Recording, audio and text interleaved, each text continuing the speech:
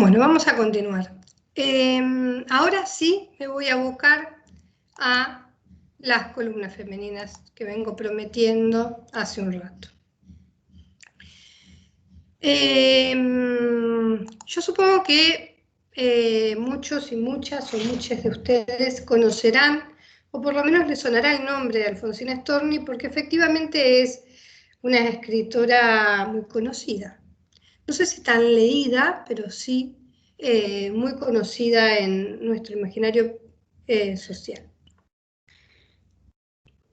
En este caso, voy a hacer una presentación mínima, digamos, de ella, y después vamos a ir de lleno a las crónicas.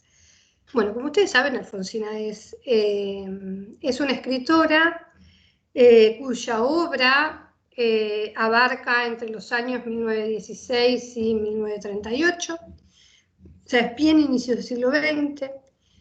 Es una escritora que pertenece a lo que se llama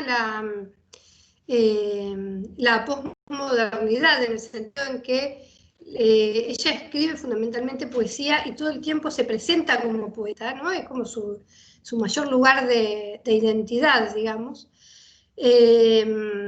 Y sobre todo los primeros libros de poemas de ella están muy marcados con lo que sería una derivación del modernismo, ¿no? El modernismo a lo Rubén Darío, eso me refiero, y bastante más adelante en su obra poética, bastante extensa, ella empieza a tomar recursos de la vanguardia. De hecho, para los poetas de la vanguardia, esto quiere decir Nora Lange, Jorge Luis Borges, Oliverio Girondo, etc., ella era, por un lado era más grande, la verdad que no mucho en edad, pero quedaba como más grande, y abusaba de estos recursos, esta estética que ya se consideraba anacrónica y cursi en esos años. Bueno, pero en general lo que ha pervivido, digamos, lo que más se sabe de Alfonsina tiene que ver justamente con su lugar como poeta y con algunos poemas muy conocidos como Tú me quieres blanca, Hombre pequeñito, etcétera, etcétera, porque, bueno, efectivamente aparece bastante algo que podemos llamar como un discurso feminista explícito, digamos, por decirlo así, en la poesía de ella. Bueno, pero en este caso no me interesa hablar de la poesía, sino que me interesa hablar de otra zona de la obra, porque acá hay algo que en lo que Storni se acerca bastante a la figura de a esta figura que Beatriz Arlo llama como el nuevo escritor, el escritor de clase media, que es aquel escritor o aquella escritora que, aparte de dedicarse a escribir,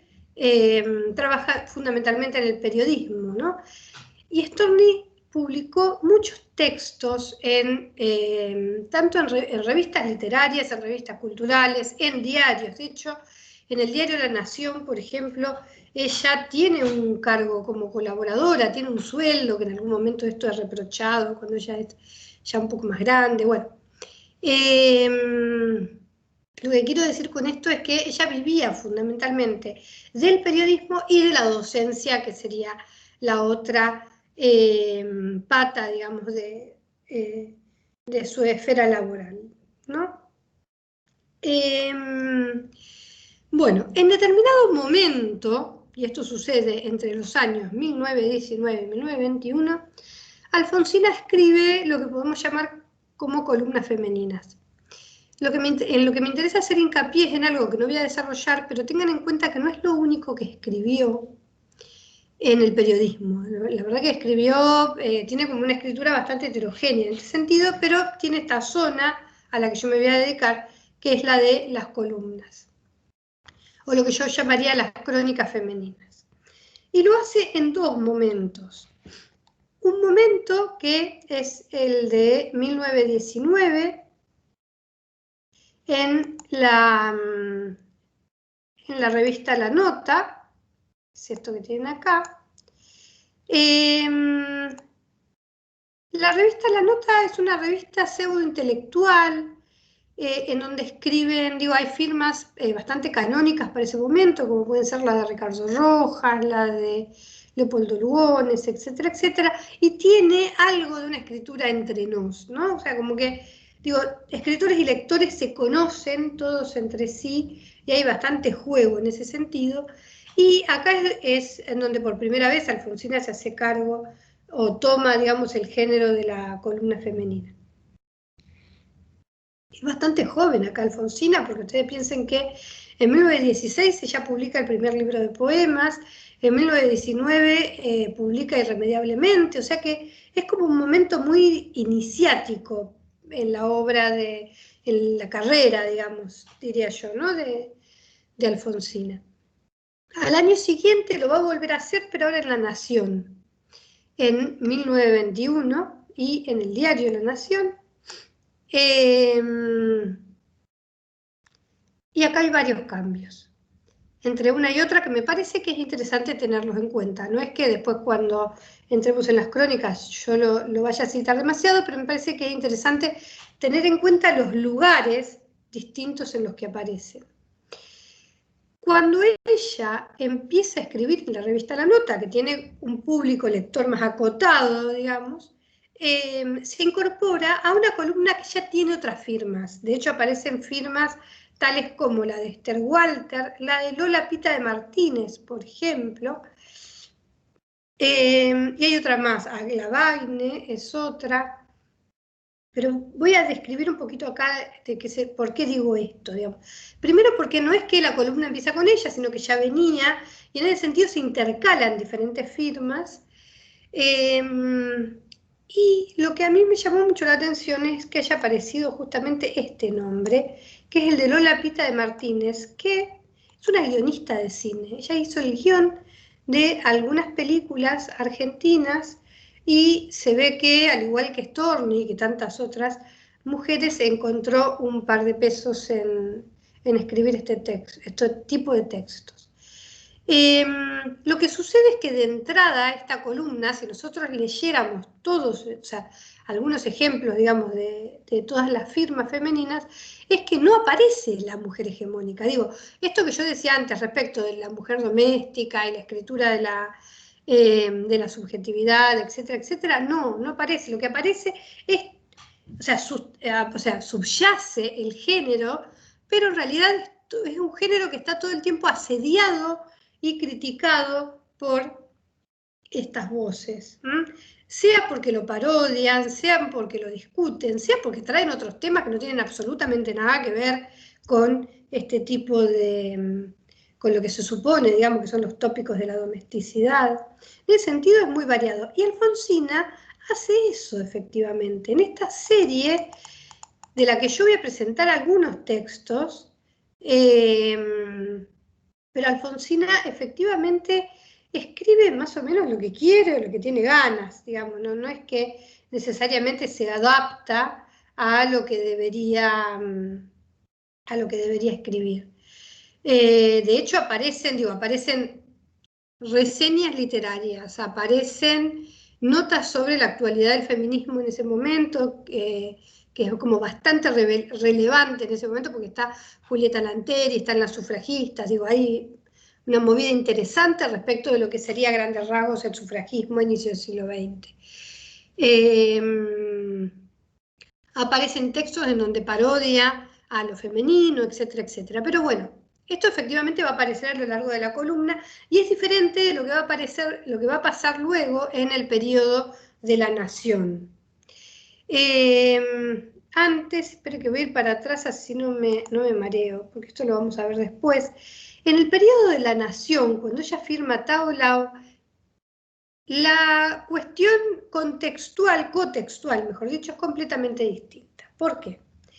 Porque la columna, que se llama ahora Bocetos Femeninos en La Nación, está en el medio de una página que sale los sábados en el diario La Nación, dedicada a la mujer. Entonces, ahí sí aparece el discurso hegemónico sobre la mujer.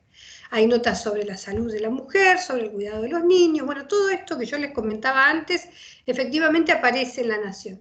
Y lo que es interesante es que en el medio de toda esa gran página de la discursividad hegemónica de la domesticidad, aparece una columna bastante finita cuyo título es Bocetos Femeninos y cuya firma es Tao Lao.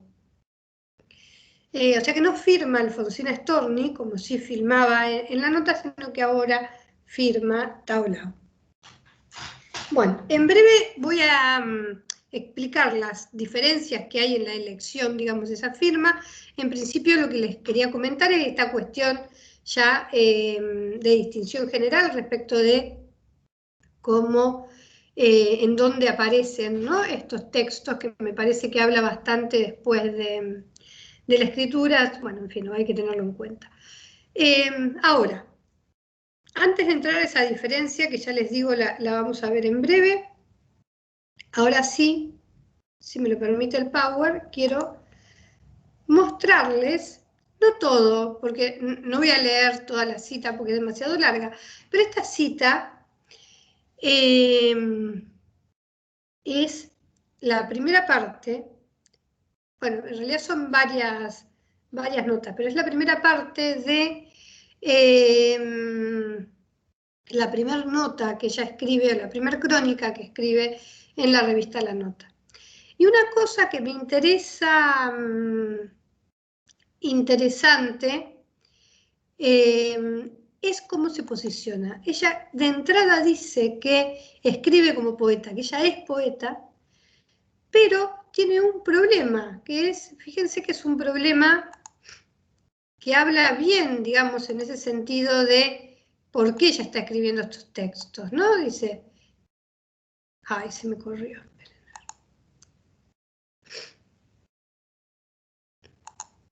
A ver si puedo otra vez usar esto. Acá aparece la pregunta, ¿no? ¿Es usted pobre?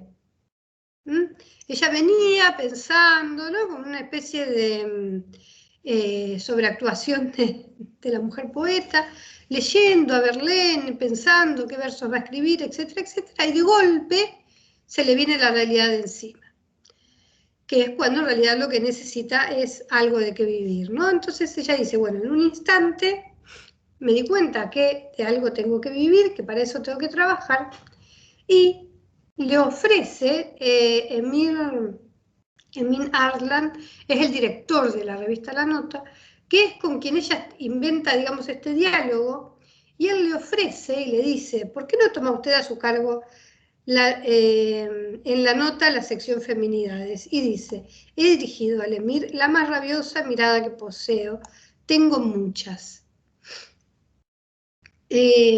Porque efectivamente es el momento en que la coloca como mujer, ¿no? O sea, que le dice, bueno, en tanto sos mujer, vas a escribir sobre mujeres, y es ahí en donde aparece ese primer movimiento, ¿no? De decir, bueno, yo soy poeta, pero ahora tengo que hacer esto, me obligan a ponerme en este lugar, puedo ponerme en ese lugar. De hecho, conoce el género cuando dice, también de un golpe recordaron charlas femeninas, conversación entre ellas, etcétera, conoce el género y efectivamente lo va a poder hacer y le va a convenir hacerlo por una cuestión básicamente o simplemente económica. Ahora, lo que no tenemos que perder de vista acá es que así como hay una especie de actuación o de juego con respecto de cierto ideal del lugar de la poeta, también va a haber un juego respecto de cómo se escriben, cuál es la enunciadora de este tipo de textos, que es lo que efectivamente ella va a hacer, y que lo hace en este juego, en donde, que tiene que ver con la construcción del yo. ¿Cuál es la construcción del yo en las crónicas de Alfonsina? Tenemos en la revista La Nota una serie en la que ella va a firmar con su nombre y apellido, pero también van a aparecer otras firmas, que van a ser Mercedes, Emilia, La Niña Inútil, etcétera, etcétera. Hay un montón de firmas en donde muchas veces aparece solamente el nombre propio, no aparece el apellido. En el caso de ella sí aparece el apellido. A veces aparecen las dos marcas, aparece la marca de un nombre propio de mujer con apellido y nombre de ella. Pero va a jugar bastante ahí con la firma, y lo que predomina entonces en la revista La Nota es la enunciadora en tanto mujer, ¿no? Hay un juego ahí con cuál es el lugar de enunciación femenino por excelencia que ella va a estar parodiando, y ridiculizando respecto de la crónica femenina. En La Nación, ella hace una apuesta mayor todavía, porque lo que va a decir Alfonsina es, o el juego, digamos, que va a proponer La Nación es, ahora no firmo más Alfonsina Storni, ahora firmo Tao Lao. Tao Lao, un nombre que remite, digamos, al libro de la filosofía china, libro que aparte seguramente estuvo circulando en ese momento, bueno, no importa, pero lo que trae directamente es la identidad masculina. O sea, en principio de lo que nos habla es de una identidad masculina. Identidad que se va a encarnar en una de las crónicas cuando ella efectivamente lo presente y diga, yo soy un viejo chino que como soy muy viejo, ya pasé por 4 matrimonios, y entonces les voy a decir a ustedes, niñas, cómo son las mujeres y cómo se tienen que manejar. Este es el otro rol que inviste, que me parece que los dos roles hablan de una artificiosidad de los lugares de enunciación, sean femenino o masculino. Yo ahora no lo voy a desarrollar, pero la masculinidad de Tao Lao, como la feminidad de Alfonsina en la nota, son identidades sexuales que también se corroen y también se desvían bastante, ¿no? Que en realidad se mueven, si hacemos un análisis más fino, todavía se mueven todo el tiempo. Y yo creo que hay acá una mirada intencional, digamos, de dejar este juego para ir hacia una escritura andrógina, o como diría Mariela Méndez, una escritura travesti, ¿no? Que juega claramente con la diferencia sexual. Y eso es interesante de traer por el hecho de que efectivamente Alfonsina muestra, esto lo vamos a ver en algunos ejemplos, pero muestra con bastante claridad la cuestión, cómo aparece la cuestión de la diferencia sexual todo el tiempo jugando, digamos, en estas crónicas. Bueno, ahora, les voy a traer 2 series para pensar alguna de estas cuestiones. Una de esas series es la que llamé, como ustedes pueden ver acá en la filmina, Ver Ser Vista, y que recorta estos 4 textos, que son Los hombres fósiles, Nosotras y la piel, La voluminosa señora y La dama de negro. Son 4 crónicas que aparecen en este primer periodo, digamos que sería el de la revista La Nota. En un segundo momento me voy a dedicar a otras 4, creo también, que tienen que ver ahora sí más con la cuestión del vestido, de la vestimenta, cómo aparece ahí la vestimenta. Pero bueno, vamos a recorrer primero estas crónicas.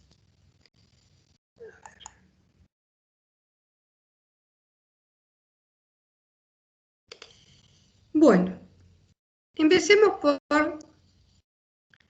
los hombres fósiles. Yo les diría, bueno, obviamente que ustedes vienen que en la bibliografía está el libro que yo compilé con todas las crónicas alfonsinas. Les diría entonces que las lean enteras, porque yo acá solo tomo algunas citas, pero me parece que vale la pena verlas enteras. No voy a leer toda la cita porque se me haría demasiado largo, pero menciono solo algunas cuestiones. Ella en principio acude, digamos, a lo que sería la cita de autoridad, ¿no? Si voy a hablar del hombre fósil, primero vamos al diccionario y veamos qué se entiende por fósil. Y fíjense que acudir al diccionario ya supone claramente mostrar que ella no tiene derecho a ir al diccionario.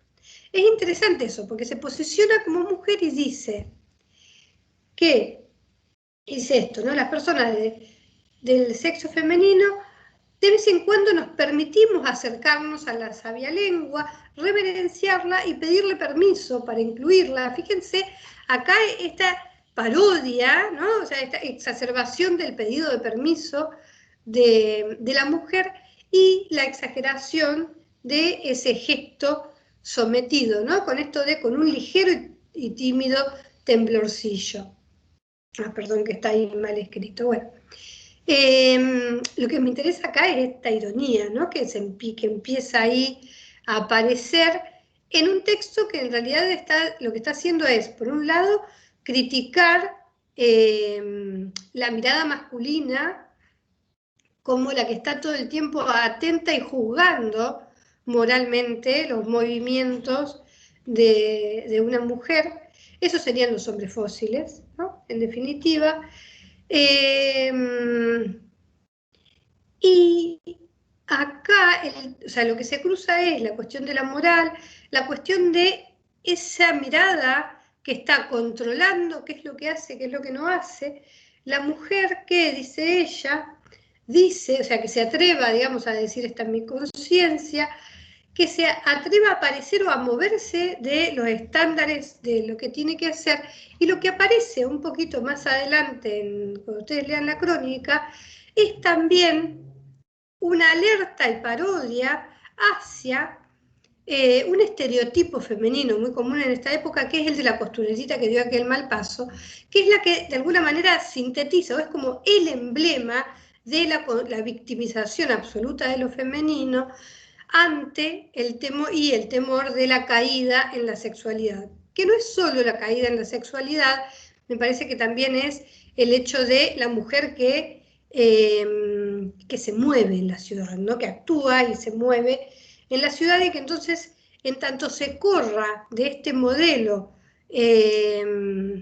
dicotómico de lo femenino que va de la esposa a la prostituta, siempre va a estar mirado con sospecha, ¿no? Que es lo que en definitiva aparece acá, y lo que también aparece acá es la diferencia etaria, ¿no? En tanto el hombre fósil es el hombre adulto y la mujer es la mujer joven, aniñada, bueno, que tiene todas estas características. Ahora bien,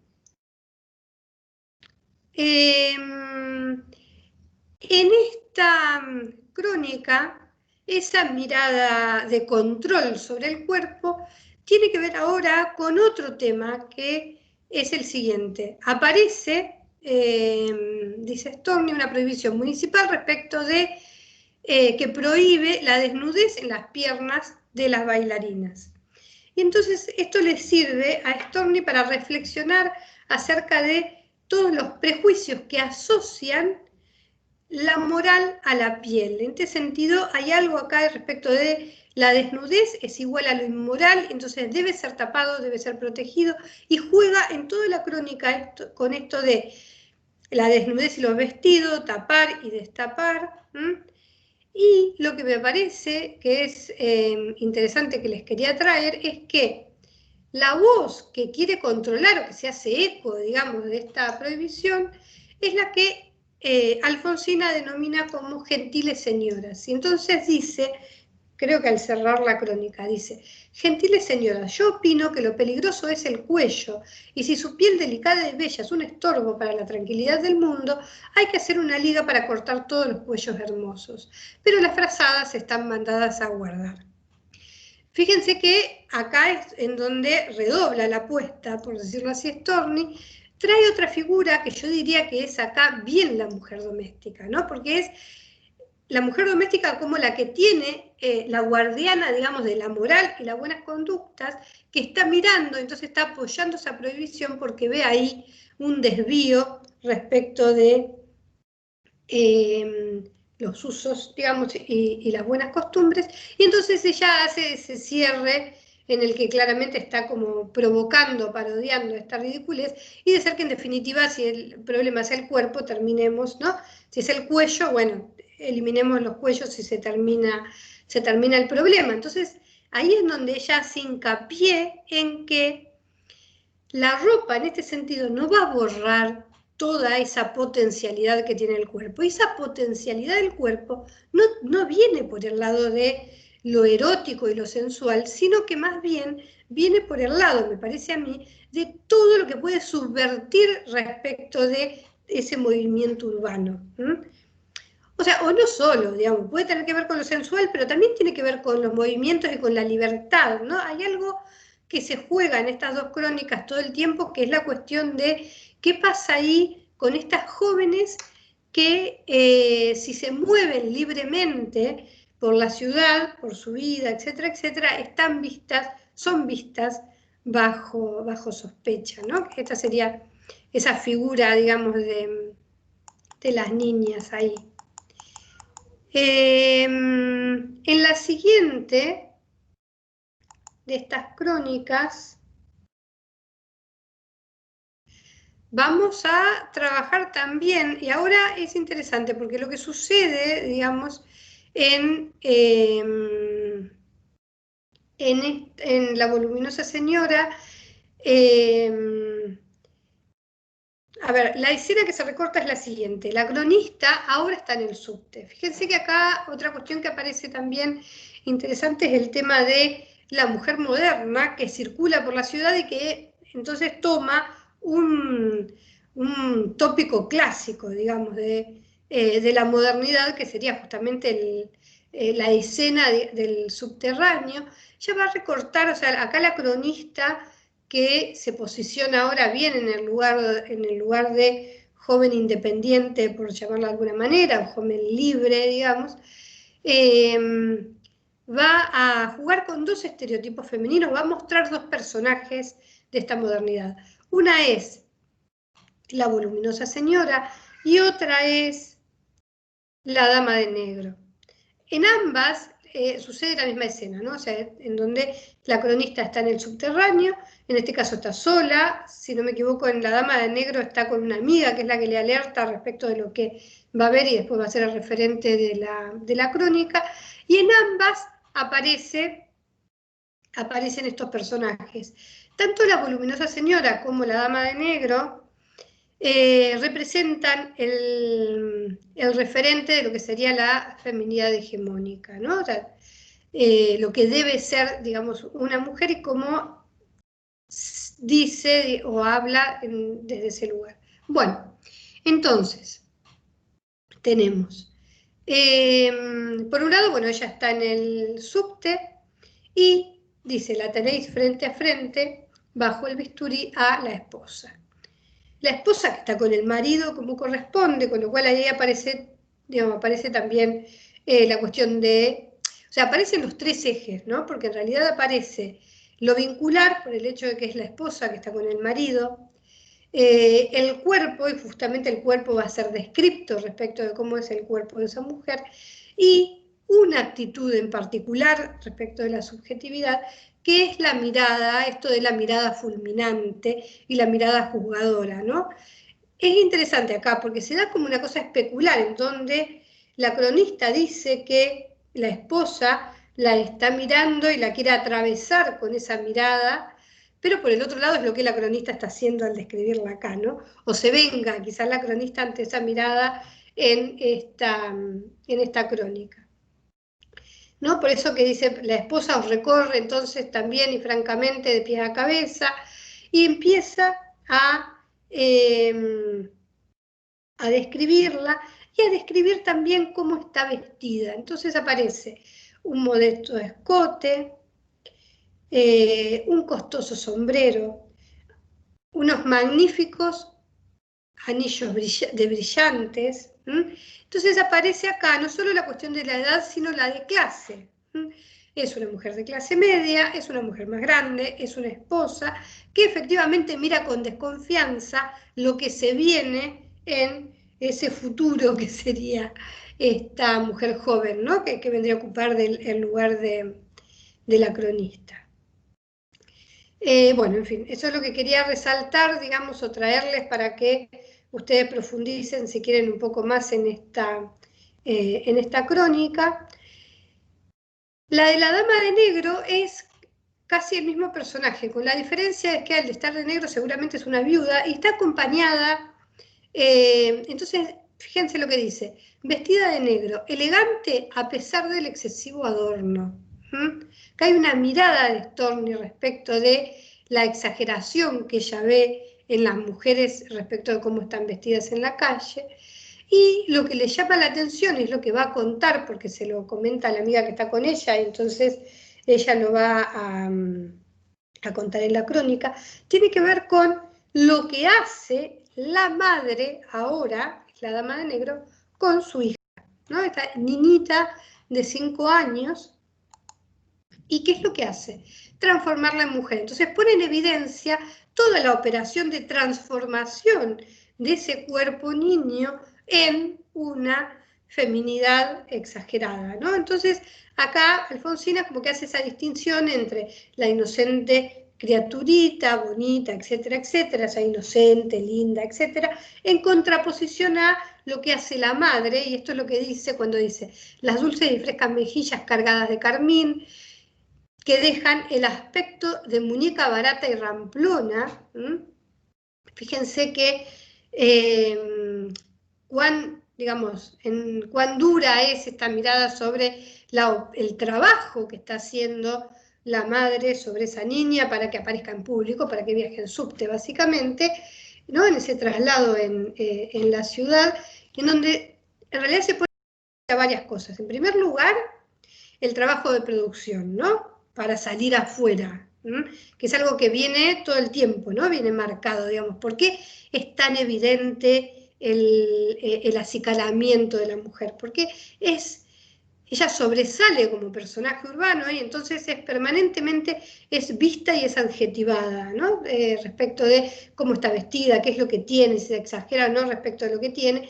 Y acá vemos un aspecto en particular que es el trabajo de la madre sobre la hija, ¿no? Que ya con 5 años le está enseñando cómo tiene que hacer para ser una mujer, en lo que termina siendo, dice Storni, su afeado retoño, que en realidad la madre, dice al final, paseaba sus ojos sobre los viajeros como reclamando admiración por su obra.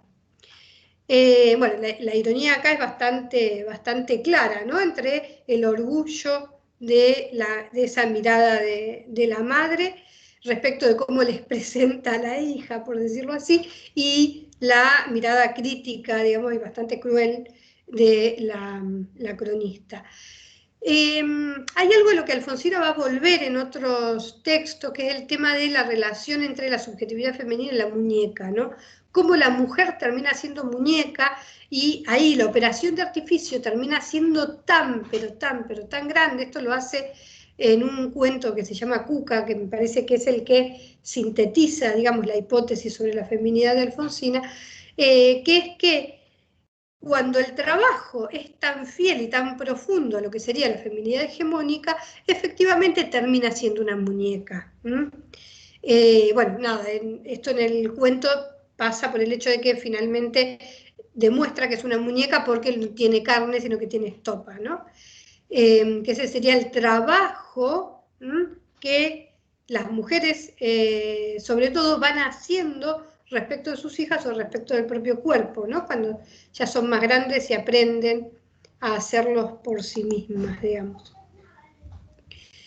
Bueno, esto es lo que les quería traer respecto de qué pasa ahí con dos cuestiones. Primero con la mirada, con esa mirada falocéntrica, venga de hombre o de mujer, ¿no? Pero esa mirada falocéntrica que está controlando cómo se aparece y el efecto que eso trae en el trabajo de artificiosidad, o sea, el trabajo que supone aparecer en público, ¿no? En definitiva. Y acá es donde aparece esto de cómo se arregla, cómo se viste, ¿no? Toda la descripción que aparte trae cuestiones de clase, y algo ahí que Alfonsina tiene muy presente respecto de que está hablando de mujeres de clase media y qué pasa con las mujeres pobres y las mujeres de clase media, etcétera, etcétera. Y otra cuestión que subyace en esta serie, y que lo van a ver mucho más claro en otras, bueno, ahora lo vamos a ver, que es la crítica de Alfonsina hacia la subjetividad femenina. En ese sentido, Alfonsina no apunta tanto, o mejor dicho, no apunta solamente a develar y criticar en lugar de los dispositivos de poder que someten a la mujer, como podría ser la mirada falocéntrica, sino también critica el modo en que las mujeres de carne y hueso se amoldan a este estereotipo y entonces dejan de ser ellas mismas, ¿no? Es la pérdida de la confianza, de la conciencia, perdón, de la conciencia, la naturalidad, etcétera, etcétera, respecto de las mujeres. Bueno, vamos a la otra serie. La otra serie que les traigo, en la que en realidad voy a seguir hablando de esto, se llama ella y los vestidos. En realidad acá lo que recorté es algunas en las que aparece el vestido en particular, y vamos a ver bastante rápidamente, les confieso, cómo aparece esa cuestión del vestido en estas crónicas. Bueno, carta de una novia. Lo que tienen en la foto es, es la imagen de cómo aparecían. Lo que a mí me interesa acá, bueno, algo que no dije, pero cómo aparecen todas estas cabezas de mujeres distintas, ¿no? Que formarían parte de esas feminidades o tipologías de mujeres. Bueno, carta de una novia es la siguiente. Como bien lo dice el título, va a estar firmada no por Alfonsina, sino por una novia, y es una carta que una novia le escribe a su amiga para decirle que está muy preocupada. Estamos bien en lo que serían niñas de clase jóvenes, digamos, de clase media, porque se tiene que casar. Entonces, lo que acá aparece, bajo un discurso bastante aniñado, romantizado, etcétera, etcétera, pero con una mirada, bueno, con esa mirada, ese estilo tan irónico, digamos, que tiene Alfonsina cuando escribe, es que en realidad lo que le cuenta, digamos, la novia a la amiga, es que tiene miedo y que básicamente no se quiere casar, digamos, ¿no? Y en este sentido lo que aparece es la madre de ella como quien viene a poner, quien trae el orden moral y en ese caso la obliga a casarse, formar una familia, tener hijos, ¿no? Todo ese dispositivo de alianza que aparece ahí con fuerza sobre esa joven que no sabe muy bien qué quiere hacer de su vida. Entonces aparecen todas las dudas que ella tiene, ¿no? De que, ay, no sé, tengo miedo, no sé qué hacer, qué sé yo, que en realidad lo que subyace ahí es la resistencia, digamos, a ese dispositivo de poder sin que lo pueda decir de esta manera, ¿no? Porque en ese sentido, bueno, ahí hay algo que no mencioné, pero que me parece que es interesante para tener en cuenta, que acá en Carta de una novia aparece muy claro, en las otras no de esta serie, pero sí en Carta de una novia, que es que Alfonsina lleva adelante una estrategia de escritura, digamos, que yo relacionaría con Lucy Irigaray en este sentido. Lucy Irigaray en Espéculo bueno, Lucy Irigaray es una feminista francesa de la década del 70, sería bien la línea de la diferencia sexual. Ella escribe un texto que se llama Speculum, no sé si lo habrán leído, pero ahí se propone un texto realmente muy complejo para leer, propone una estrategia que me parece interesante, que ella lo que dice es, en tanto,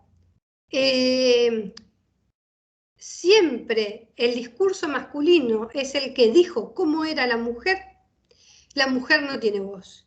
Esto es lo que dice, muy simplificado, ¿no? Porque acá estoy haciendo un reduccionismo terrible, pero esto es lo que propone Lucy Irigaray. Entonces, lo que hace a partir de esta hipótesis fuerte que tiene es hacerse hablar ella a través de porque en realidad esta es su tesis doctoral y es psicoanalista, ¿no? Entonces retoma Platón, retoma Freud, para mostrar qué es lo que se dice sobre las mujeres y hace todo un ejercicio muy interesante de reproducción de lo que el otro dice sobre ella, sobre la mujer, para mostrar cómo no puede aparecer la voz femenina, porque siempre fue hablada no puede aparecer la voz femenina, dije bien, porque fue hablada siempre por el hombre, y entonces no le queda otra que reproducir y parodiar entonces ese discurso. Bueno, esta estrategia es la que yo creo que lleva adelante Alfonsina en la etapa, sobre todo de la revista La Nota, que es cuando ella parodia y usa todas las palabras propias de el modo de la discursividad femenina, una discursividad femenina que efectivamente es hablada por un hombre, pero por un hombre en el sentido en que lo que habla acá es la lógica falocéntrica. Entonces, acá lo que hace Storni, que es lo que vimos también antes en esta cosa irónica, digamos, que tenían las crónicas a las que me refería antes también, lo que hace es reproducir ese mismo discurso y tensionarlo. O sea, como una hipérbole en ese sentido, ¿no? Tensionarlo para mostrar su ridiculez o sus contradicciones sin llegar a subvertirlo totalmente. ¿Por qué digo que esto aparece acá en Carta de una novia? Porque lo que aparece no es lo que podemos decir el modo de resistencia esperable, que es, bueno, la hija le dice, no, mira, yo no me quiero casar, punto. Que hay también otras crónicas que apuntan directamente a criticar eso, ¿no? En un sentido de enfrentarse al discurso y desarticularlo, desarmarlo o oponerse. Acá en realidad lo que aparece es una resistencia mucho más sutil, una resistencia en ese sentido desviada, que no se corre de ese estilo femenino de escritura, y en donde la resolución es una resolución de cuento de hadas en un punto, ¿no? ¿Por qué? Bueno, ya acá viene lo del vestido que les había prometido. Porque en realidad lo que va a decir sobre el final es lo que tienen acá en la cita. La novia está llena de dudas hasta que le traen el traje. Cuando le traen el traje de boda, se da cuenta que no solo es un traje de boda, sino que es un traje de espuma. Cuando se lo pone, se da cuenta que le queda hermoso y entonces es el traje mismo el que hace que entonces ella sienta una esperanza, ¿no? Que sienta que en realidad se disipan todas sus dudas y se da cuenta que va a ser muy feliz en su matrimonio. Entonces acá la función que cumple el vestido es bien la de transformarla ahora efectivamente en una novia, ¿no? En una novia hegemónica que se cree entonces este efecto del discurso. Es muy interesante acá, esto habilitaría una serie que no voy a desarrollar porque no voy a llegar, pero que en los cuentos, por ejemplo, de Silvina Ocampo, aparece mucho esto de qué transformación sucede en la subjetividad femenina al vestirse, ¿no? En el acto de vestirse, que es lo que de alguna manera aparece acá. Pero bueno, eso nos llevaría a una serie que, si quieren, pueden recorrer, pero que no vamos a recorrer, pero simplemente les menciono para que lo tengan presente, porque es muy interesante esto de cómo están vestidas, cómo no, qué pasa al vestirse, la transformación de la subjetividad al vestirse, el poder que tiene el vestido, que es algo que está todo el tiempo dando vueltas en las crónicas de Alfonsina, bueno, y en esta serie ni hablar, ¿no? Acá les traigo otras dos crónicas y ahora ya cambia totalmente, digamos, el estilo y el punto de vista, porque en realidad tanto las crepusculares como la irreprochable son dos crónicas firmadas por Taulao.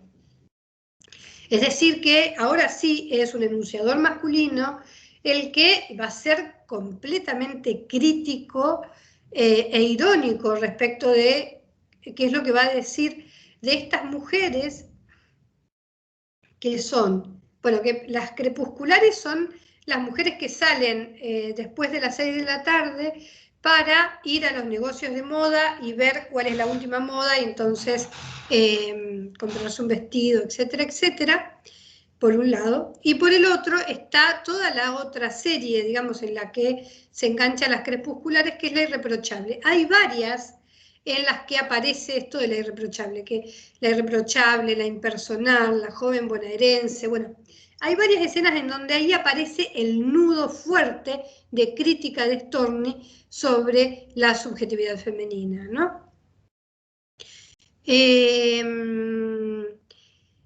Entonces, en las crepusculares, en donde se describe todo este movimiento, la subjetividad femenina, sí, las crepusculares, quedan totalmente subsumidas a los objetos. Son los pies las que los llevan, los zapatos en realidad las que los llevan. Después más adelante va a decir que el ascensor es inteligente cuando están subiendo a cuál es el piso que tienen que ir. Los zapatitos en Epidemia los han volcado, esos zapatitos que se mueven para poder ver a la modelo. Cuando aparece la modelo, quedan todas estas mujeres como un cuerpo que no tiene voluntad, y aparece esta idea, ¿no?, de dejarse llevar por la belleza de esta mujer, de esta modelo a la que están viendo, digamos, en esa escena. Y termina con esta frase que tienen al final, que es: luego las crepusculares, saturadas de ideas para el nuevo vestido de la temporada, atraviesan de nuevo la calle Florida, luciendo una vez más sus lujos. Acá Alfonsina pone en escena la cuestión de la frivolidad de la vestimenta, como la moda, y acá parece como algo bastante, una hipótesis como muy clásica, ¿no? La moda como aquella que viene a homogeneizar y a sacarle identidad en este sentido a las mujeres, al imponerles determinados vestidos y como forma de sometimiento, digo, ¿no? Esto de pensarlas a todas estas mujeres que quedan fascinadas por esa otra figura femenina como una ola, ¿no? Que las deja, digamos, sin voluntad. En la siguiente, que es la irreprochable, acá va a mostrar, o sea, así como muestra la frivolidad, en este sentido, lo fácil que es someter a estas mujeres que quedan fascinadas, del mismo modo que solamente con traerle un traje de novia, ya la novia queda encapsulada ahí en esa subjetividad.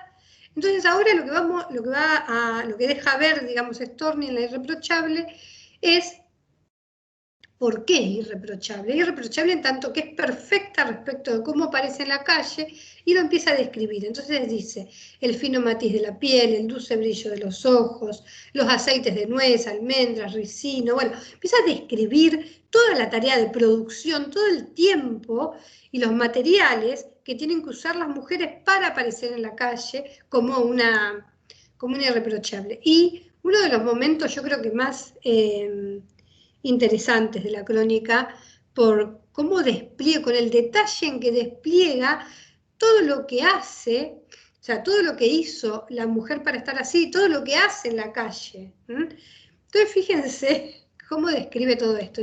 Miradas al espejo, 25, miradas en los cristales de la vidriera, 60, estiramientos de guantes, 12, afirmación especial de la pechera con un tironcito, 5, bueno, no voy a leer todo, ¿no? Reposición de polvos, muy discretos, 2. Entonces, total de movimientos de una mujer irreprochable en la calle, 210, ¿no? Esta tarea de imitar, por un lado, el discurso científico y llevar como al extremo para mostrar, digamos, todos estos movimientos de artificiosidad que hacen a la subjetividad femenina. Que aparecen también en La Niña Inútil. Por ejemplo, en La Niña Inútil ustedes van a ver cómo explica toda esta tarea. El diario de la Niña Inútil es un diario en el que va siguiendo todas las notas esta niña para ser justamente una niña inútil, ¿no? Que ya es la crítica mucho más fuerte, digamos, o más cruel, si quieren, más directa, ¿no? De Storni sobre este estereotipo. Bueno, la que les dejé por último, ya con esto voy a ir terminando, es historia sintética de un traje taller que ustedes saben que es una vestimenta muy común, bueno, en la moda de la época, y lo que cuenta, lo que aparece en esta historia prácticamente es un cuento, digamos, en el que ahora es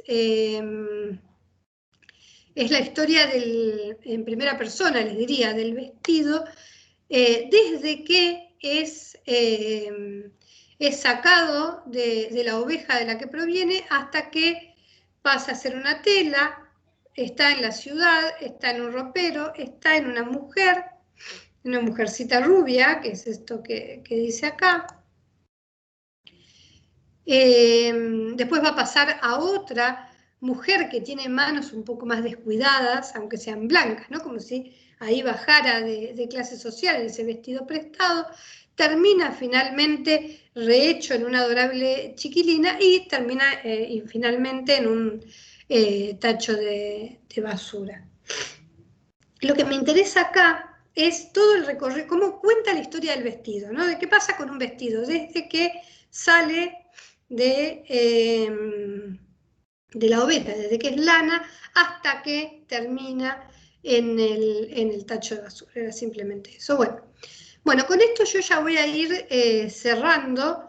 Simplemente lo que quería era mostrarles este recorrido que se podría profundizar más en los análisis y se podría profundizar también más respecto de agregar más crónicas. Ustedes si ven las que tienen en la bibliografía van a ver que son muchas y este tipo de cuestiones arman a su vez diferentes series, más o menos ficcionales. ¿Vieron cuando yo les hablaba de los recursos ficcionales en las crónicas? Por ejemplo, esta del traje taller sería, digamos, un buen ejemplo de cómo aparece prácticamente la ficción en este relato y cómo se juega acá con el vestido, ¿no? Todas las transformaciones y todos los usos que tiene ahí ese vestido sobre el cuerpo de la mujer. Bueno, voy a terminar entonces acá.